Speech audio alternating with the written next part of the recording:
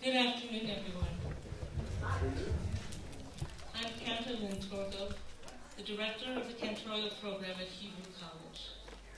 I would like to warmly welcome all of you here, both in person and online. It is a great pleasure and honor, and indeed an overwhelming joy, to be able to present Matthew Goldberg and Kochava Krieger-Monroe for Cantorial Ordination in the company of their family, their friends, colleagues, teachers, and loved ones, with song and praise. Today we shall be sharing blessings for the ordinatees, wrapping them in prayer shawls and wrapping them in our love, hearing their voices rise and singing. We will be singing them into the cantor as Klei Kodesh, sacred vessels of prayer and song. I'd like to introduce Rabbi Sharon Cohen-Annisfeld, President of Hebrew College.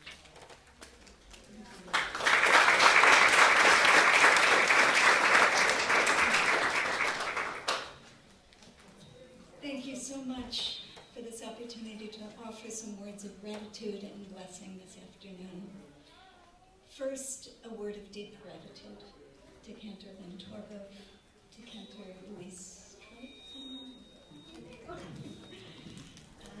Cantor Brian Mayer, and others who came before you for your years of commitment, creativity, generosity, patience, persistence, passion, partnership, and profound dedication to generations of students, as Hebrew College has imagined and reimagined several times over its vision for cantorial education.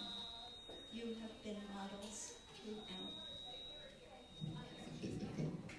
of menschlichkeit, professionalism, and substantive and soulful leadership. Thank you so much.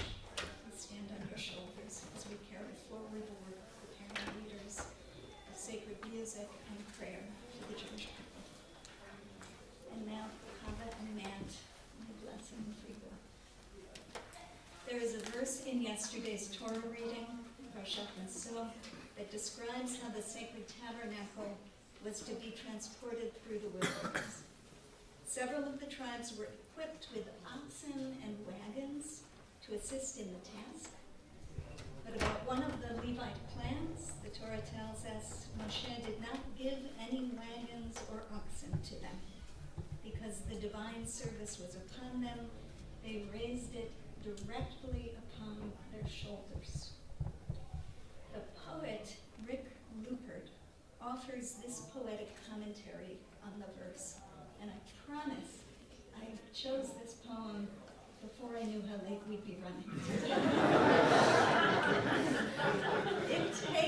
The poem is called, perfectly, It Takes as Long as It Takes.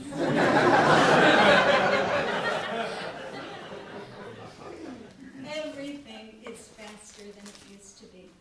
Instead of wagons, there are cars and planes. Instead of letters, there are emails. Instead of emails, there are texts. Instead of meetings, there are Zooms. Instead of Zooms, there is, this could have been an email. Instead of family meals, there is fast food. Instead of dining in, there is driving through. Instead of paper tickets, there are QR codes. Instead of long-form entertainment, there are TikToks. Instead of steamboats, there are speedboats. Instead of steam engines, there are bullet trains. Instead of coffee, there are energy drinks. Instead of newspapers, there are tweets. Instead of slow cooking, there are microwaves. Instead of microwaves, there are air fryers. Don't get me started on the broken promise of the Instant Pot. The sons of Kohat weren't given wagons to carry our holy objects. They needed to feel this weight on their skin.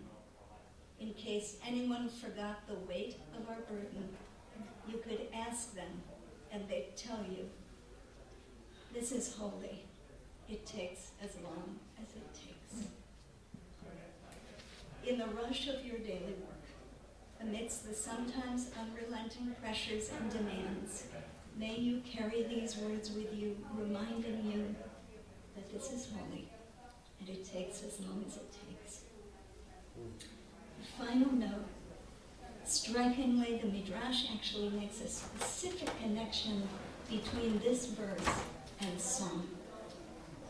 What does song have to do with raising things up on one's shoulder? The following explanation is offered by the Sfat Emet. This can only be understood by recalling the verse from Samuel. I kid you not, the cows went straight, vayisharna, along the way.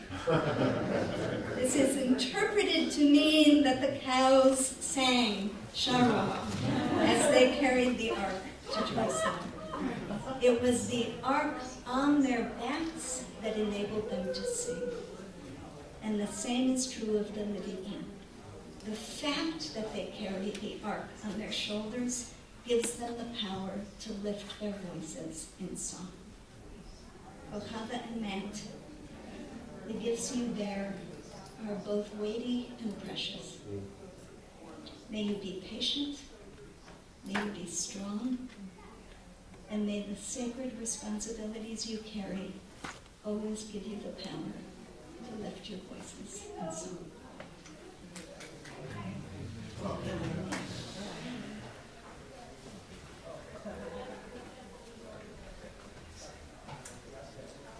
I'd like to call you Matt and Kochava to come forward and sing for us.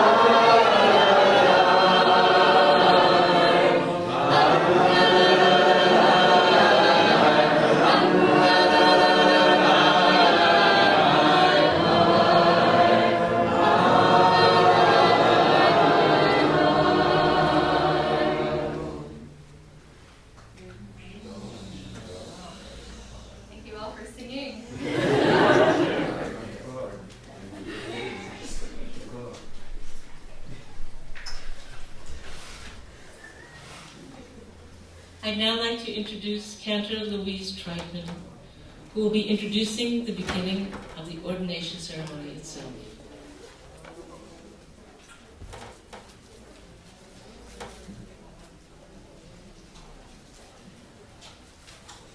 This is such a wonderful day, full of blessings.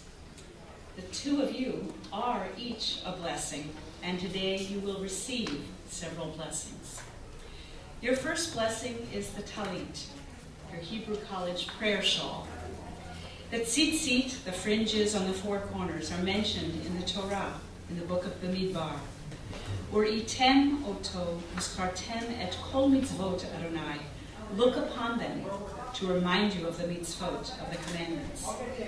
In addition, the words on the atara, the collar, were chosen carefully from Psalm 105.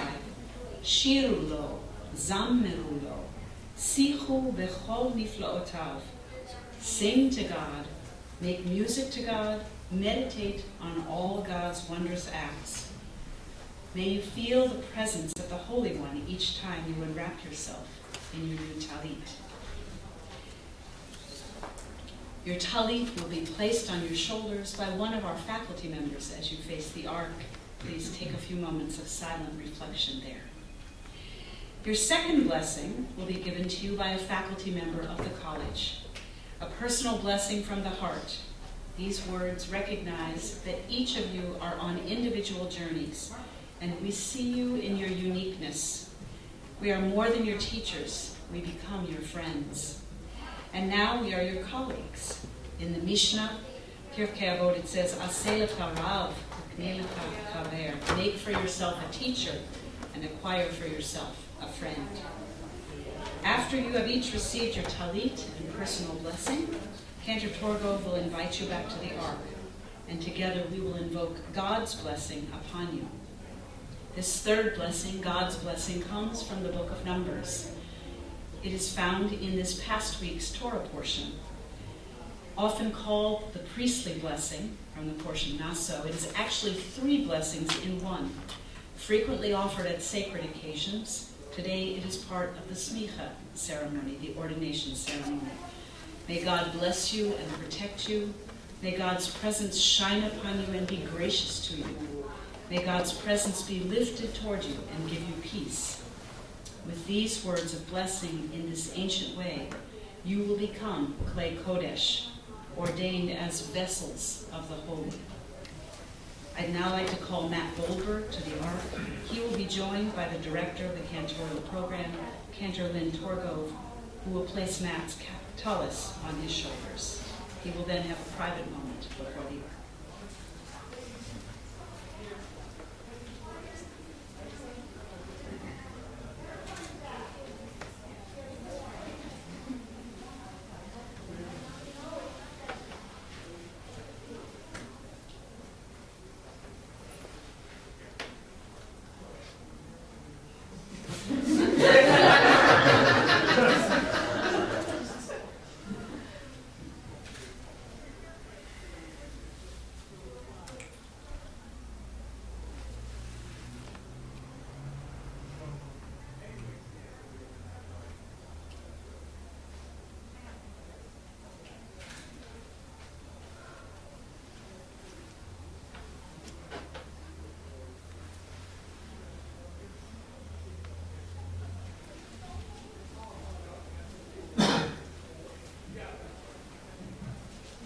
Matt, Moshe, how can I bless you?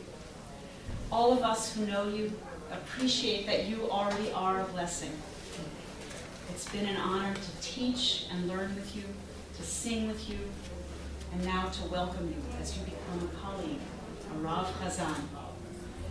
At your closing conversation, you shared a beautiful text by the Hasidic master, Rabbi Nachman of Bratslav. For know, each and every wisdom in the world has its particular song and melody. This song is particular to that wisdom, so that this wisdom is derived from that song. This is the aspect of, quote, sing an intelligent song from Psalms, since each intellect and wisdom has a song and melody.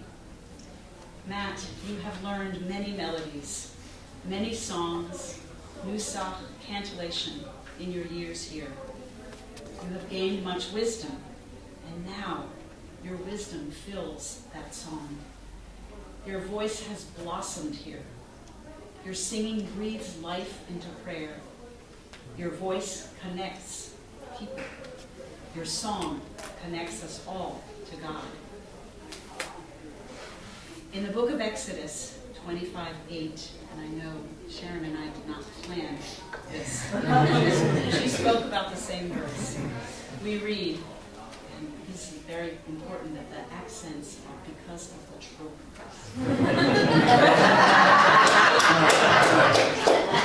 Ve'asu mikdash v'shachanti b'tocham. And they shall make me a tabernacle, that I may abide in their midst. It says in their midst, and not in the mikdash.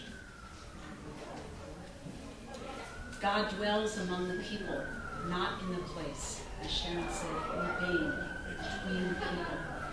The tabernacle is about relationship, about people. Because of your knowledge of cantillation, you know that the ta'ameh hamikra, the trope marks, help us to understand the meaning. Ve'asuli mikdash, v'shachanti b'tocham. God dwelling among the people was not a one-time encounter. It was not only something that did happen, rather it is something that will happen. V'shachanti b'tocham. In fact, it is something that you do each and every day, inviting God into every relationship. Moshe Yeshia ben Aryeh B'chaya. I thank my colleague Brian for reminding me of your Hebrew name and inspiring these words. Matt, you have the name of Moses, our teacher, Moshe Rabbeinu. You are also a teacher, sharing words of Torah with the Jewish people, as did he. Moshe Rabbeinu came from the tribe of Levi, the musicians of the ancient temple, instrumentalists and singers in Jerusalem. You are also a sweet singer of Israel, offering beautiful music to the Jewish people in a modern-day holy place, your congregation. Moshe Rabbeinu is considered a most humble leader. According to Or HaChaim, an 18th century Kabbalist, the Torah goes out of its way to describe Moshe, his level of humility, as greater than any other human being on earth. Well, he may not be greater than any other human. Yes, he is. But humility is definitely one of your many special qualities that I can't even list here. And this quality will guide you as a rav-hazzan. Matt, Moshe, may you find inspiration from our teachers, from our ancestors, from Moshe Rabbeinu, our teacher. May you continue to search for your special song as a lifelong search. May you continue to invite God's presence into your voice, into your song, into your words, and may each relationship that you build bring you closer to the Holy One. You are a blessing, and you will offer great blessings. Mazal tov.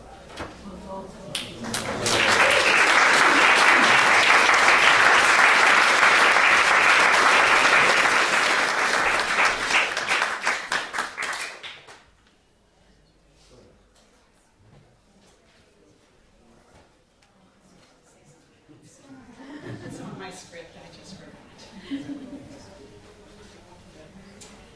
Okay. I'd now like to call Kochava Monroe forward. She will be joined by faculty member and former dean of the School of Jewish Music, Cantor Dr. Brian Mayer, who will offer her blessing, and faculty member and senior advisor to the Cantorial program, Professor Joshua Jacobson, who will then place Kochava's talit on her shoulders, and she will then have a private moment at the end.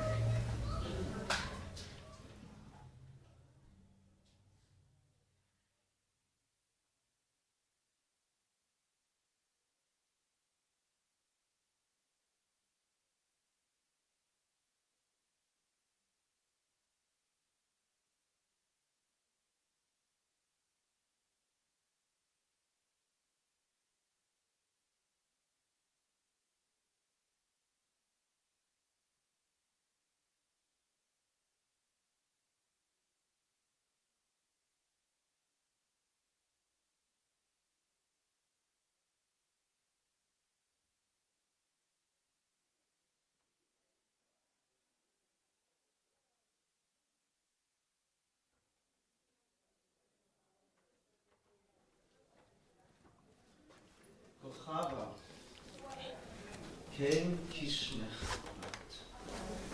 You resemble your name, Chava, a star. You are now becoming the third generation of Quakers who have led and served the Jewish people. Your grandparents, Seymour and Seal, whom I adore, filled their home with Jewish music. And your grandfather was a towering Jewish educator in Providence for nearly half a century.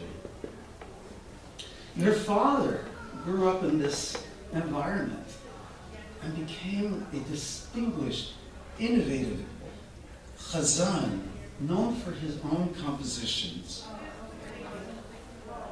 And he studied with one of the Gedolei Hador, Cantor Arthur Correct of blessed memory. You imbibed all of your family's legacy, and you could have stopped there, but you didn't. You traveled from afar, from Vermont, and started commuting, and started your journey here at Hebrew College, and you have brightened your star even more. I want to compare you to a biblical woman, Hannah,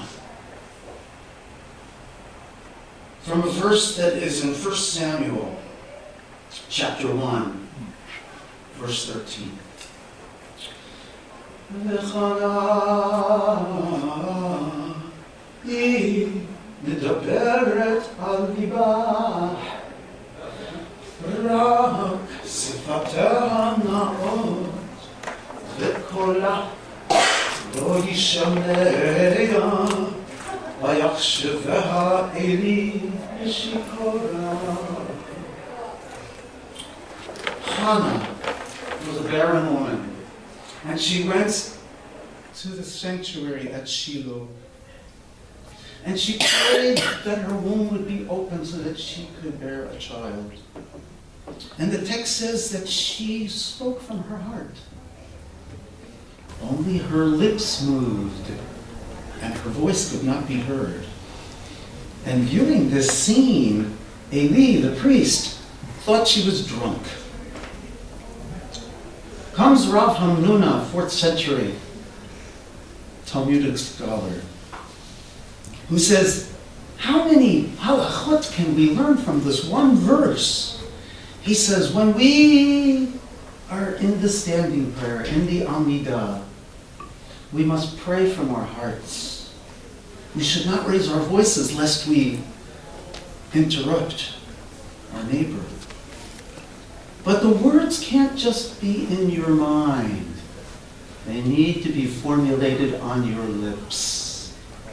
And God forbid you should daven while you're drunk.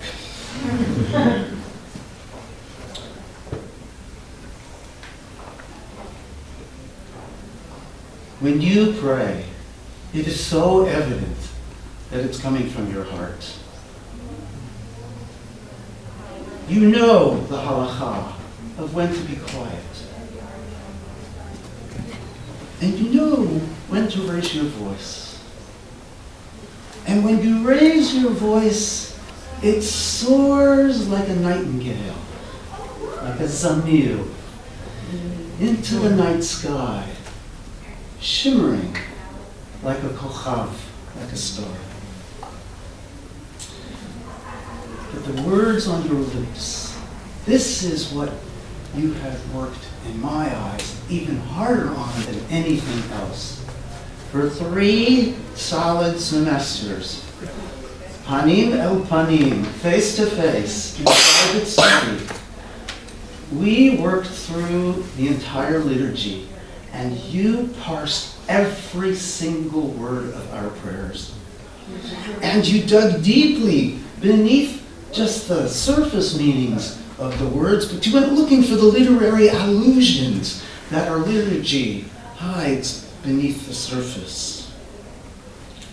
From all of that knowledge, from all of the beauty of your heart, the words that you now know so well on your lips, and the beautiful shimmering voice that you have developed here.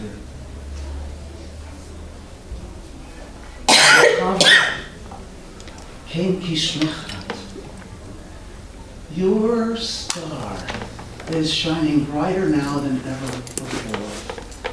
And our blessing for you is that as you go forth and serve your congregation in Connecticut, that it will ever shine more brightly, and that you will bring your Torah of the liturgy and your soul with your music and inspire anyone and everyone who encounters you.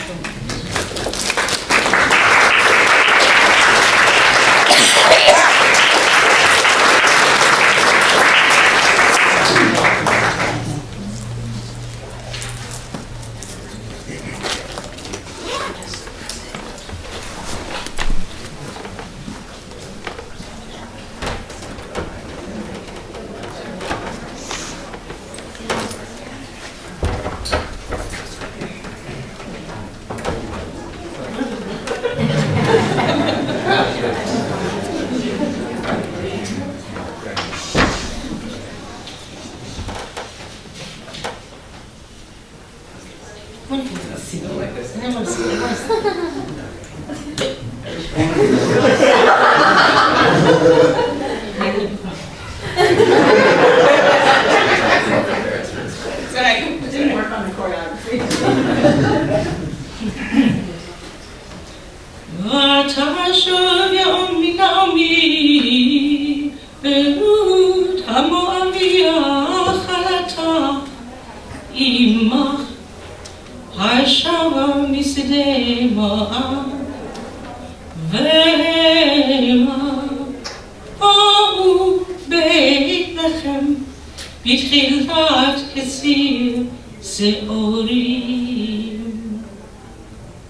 Ruth chapter 1, verse 22.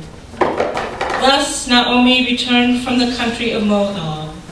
She returned with her daughter-in-law, Ruth the Moabite. They arrived in Bethlehem at the beginning of the barley harvest.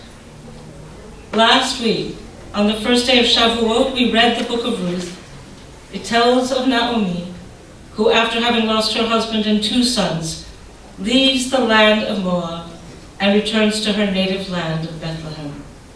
She is accompanied by her daughter-in-law, Ruth, who refuses to leave her side. In doing so, Ruth leaves behind the rest of her family and her home and travels to an unknown place, led by her own courage and devotion. After their journey, Ruth and Naomi arrive in Bethlehem at the beginning of the barley harvest. All of the students, and both of you, who come to study at Hebrew College are like Ruth. You have traveled to a place you do not know, leaving jobs, schools, family and friends, all that is familiar. All of you here that have been ordained and followed this path, you have not followed an ordinary route, rather a path that is extraordinary, exceptional, and courageous. Once Ruth arrives in her new land, she goes to work in the barley fields, learning from the women in front of her. Chapter 2, verse 7. She, Ruth, said to the head of the harvesters, "Please let me glean and gather among the sheaves behind the reapers." And he reported, "She has been on her feet ever since she came this morning.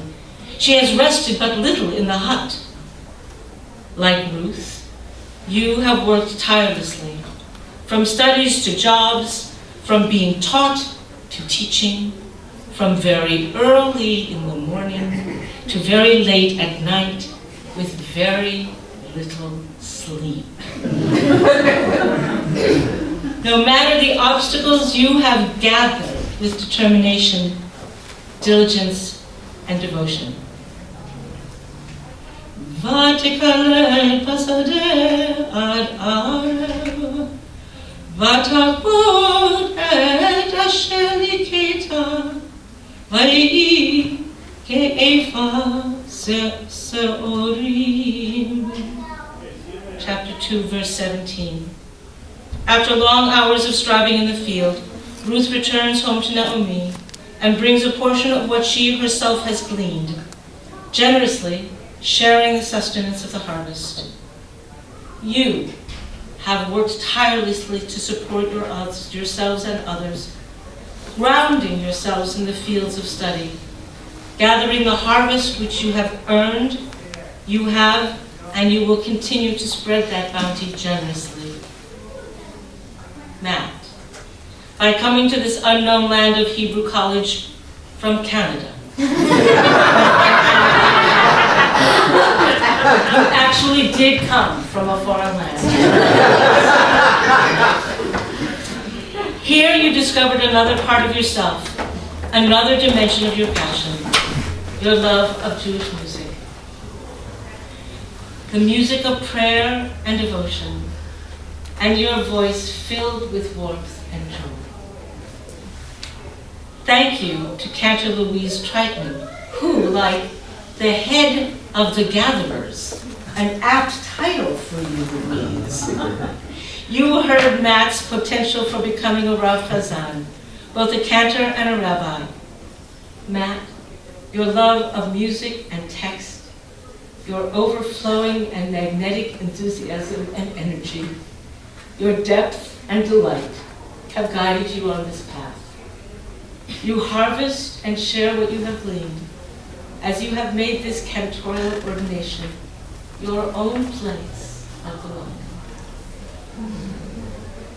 Kochav, when you came to Hebrew college, leaving what you had learned from your parents, your father a cantor, you didn't know what you would find here. But you, one of the most determined students I have ever met, pressed yourself forward into new territory again and again, from Nigunim to Chazanut. I will never forget the moment when you said to me with great excitement and a lot of surprise, I just can't stop singing Ve'al Yidei Avodecha. I sing it all the time. I sing it when I'm walking, I sing it when I'm sleeping, I sing it all the time. To translating texts and liturgy, always sharing what you discovered. You have become what you could not have imagined. Your courage, your beautiful neshama, and voice are an inspiration. In a way, we are, each of us, is Ruth. May we and may you continue to seek new lands, love where you are, and spread the bounty of your harvest. Amen. Amen. Amen.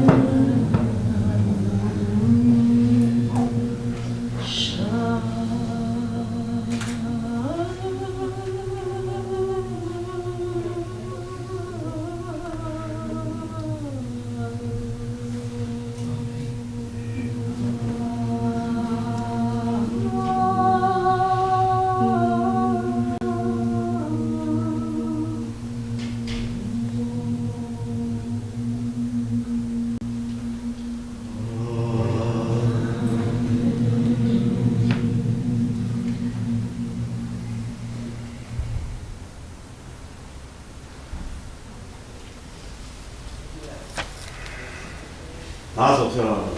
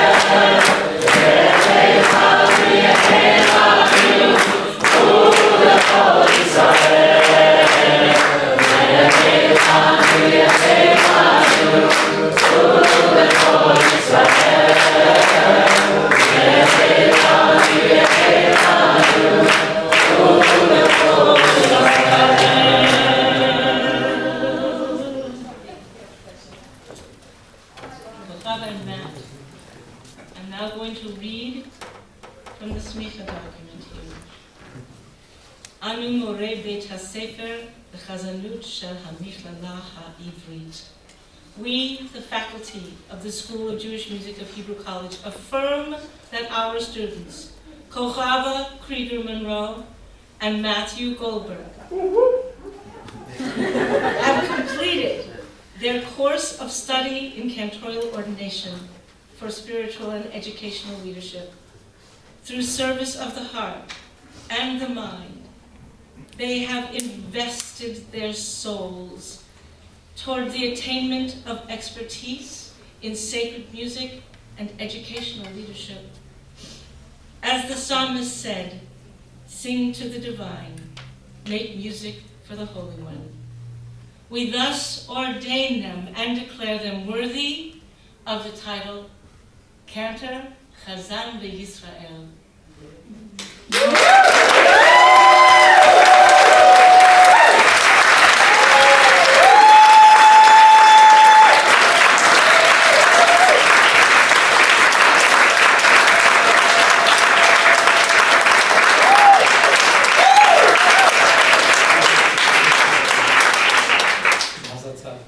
I'm going to quickly ask everybody, Lisa, could you raise your hand for a second?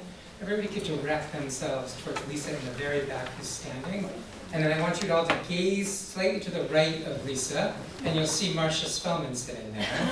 This is Marcia, who is retiring from Hebrew College, who's given an enormous amount of love, affection, and care to the Cantorial program. And I just wanted to say thank you for all of you.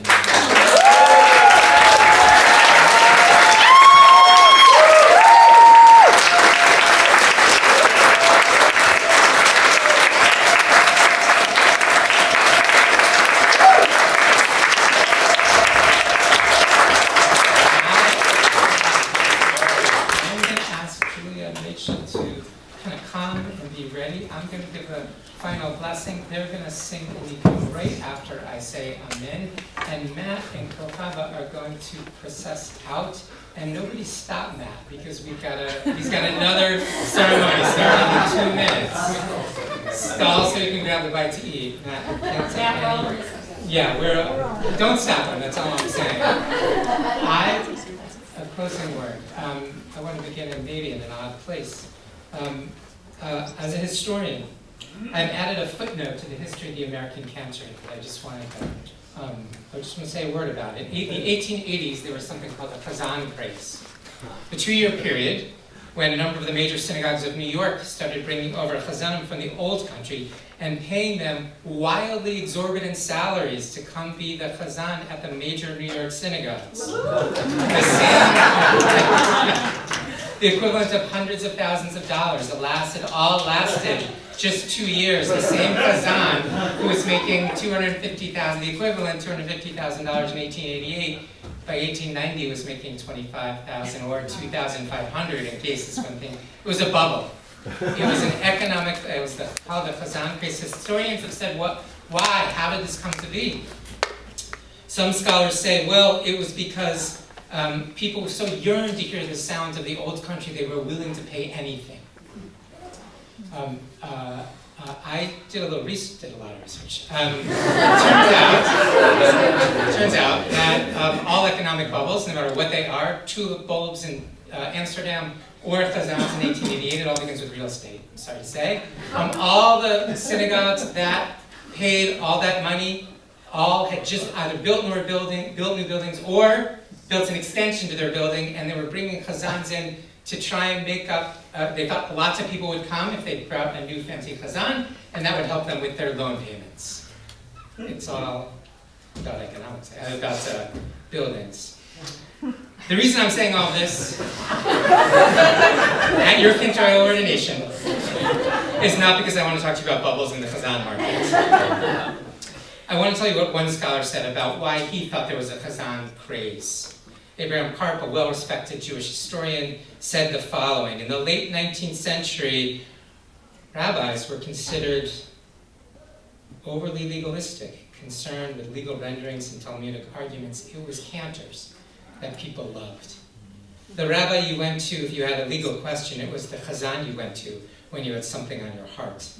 Cantors were considered the emotional core of Jewish life. Their prayers channeled the yearnings of their congregants. Their pleadings were vehicles for you to feel your own profound needs. Of course, the good ones were paid a lot of money.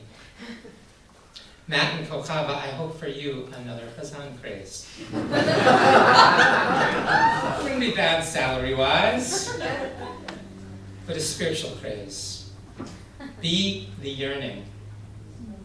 Be the consoling face when people are facing challenges. Be the light when people are facing darkness. Be that voice channeling all of that pain and all of that need and all of that joy. Be that voice. And we stay together. Amen. Amen. Amen.